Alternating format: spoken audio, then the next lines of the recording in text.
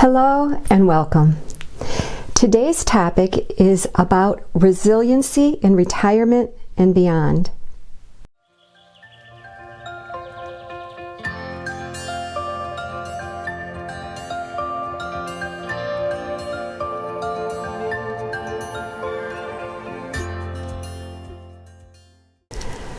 Resiliency is an important tool for us to have at any stage of our life, but in particular in the later stages.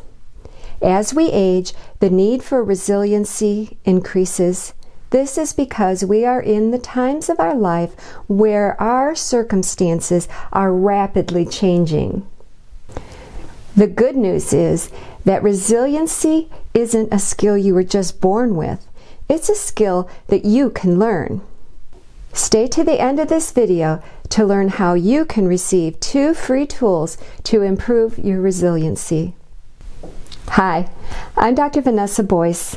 I am the founder of Mindful Next Chapters, where we strive to provide you with information and resources to ensure that your golden years are in fact golden. Not only that, we provide information and resources to help you prepare for your final chapter, ensuring that your physical care needs are met and that this is a time of reconciliation, peacefulness, and a celebration of a life well lived. We at Mindful Next Chapters also are quite aware that caregivers in our society are underappreciated and underserved, and we are trying hard to rectify that. If any of this information is something you are interested in, don't forget to hit like and subscribe so that you can be the first to know as we produce new videos. I would also love to hear from you about resiliency or suggestions of topics you would be interested in. So what is resilience? The American Psychological Association defines resilience as the process of adapting well in the face of adversity, trauma, tragedy, threats, or significant sources of stress. Resiliency not only helps us to overcome setbacks, it also involves profound personal growth. We all have had adversity in our lives, and while we may recall those times as very difficult and challenging, we usually also come through those events stronger and have integrated the lessons learned through those experiences. A study published in the Journal of Geriatric Nursing looked at key characteristics of high resilience. They found that high resilience characteristics fell into 3 categories: mental, social, and physical. Mental characteristics include adaptive coping styles, gratitude, happiness, and optimism. Social characteristics include community involvement, connections with others, and a sense of purpose. Physical characteristics center around maintaining physical independence and mobility, having good health, and a sense that one is aging successfully.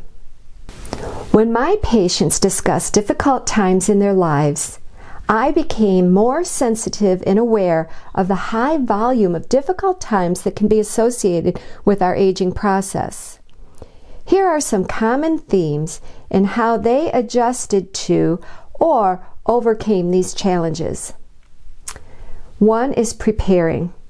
Many of my patients express that they actively anticipated some of the challenges that come with getting older, but they didn't anticipate in a way that increased their anxiety, but rather in a way that helped them practically prepare for some of the inevitable experiences in the aging and dying process.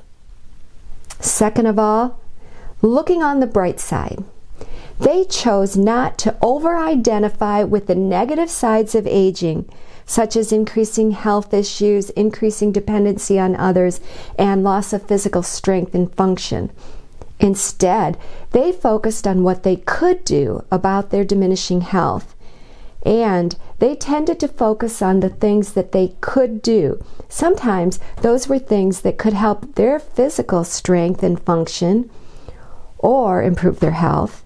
But even when those goals are not achievable, they found ways of identifying the more pleasant parts of their lives and engaging in more meaningful ways with those parts. Next is caring for others. My patients would find creative ways to care for those in their lives. Oftentimes, it was providing a listening ear or giving someone a much-needed pep talk. They took pride in their ability to give back to others even when they were quite debilitated themselves. They also tended to look at the long run.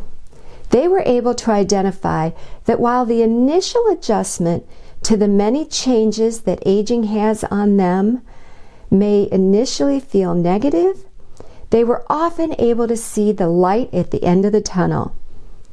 Sometimes this was actually overcoming the adversity. Other times this involved adapting to their new normal in a positive and affirming way. Now for the resiliency tools I mentioned. Both of these tools were created by Dr. Lucinda Poole and Dr. Hugo Alberts. The first tool is titled The Best Possible Resilient Self. This tool is aimed towards helping you develop optimism and confidence in overcoming challenges. The second tool is the Resilience Plan, or the 4 S's.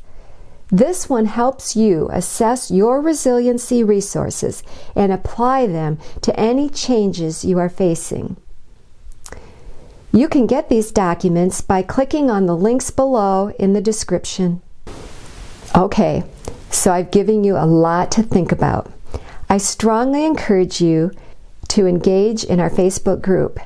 If you have any questions that you are struggling with, chances are many more are also struggling with the same thing. Having the courage to bring this up in our Facebook group is a great way to find support and answers. You may also have the answers to somebody else's question and therefore can ease their burden. The Facebook group is a place where you can feel welcome to talk about difficult and sometimes even those things that are considered taboo subjects. This is because the others in the group are in a similar place as you, and as such are uniquely able to understand what you are experiencing. Don't forget to like and subscribe if you haven't already.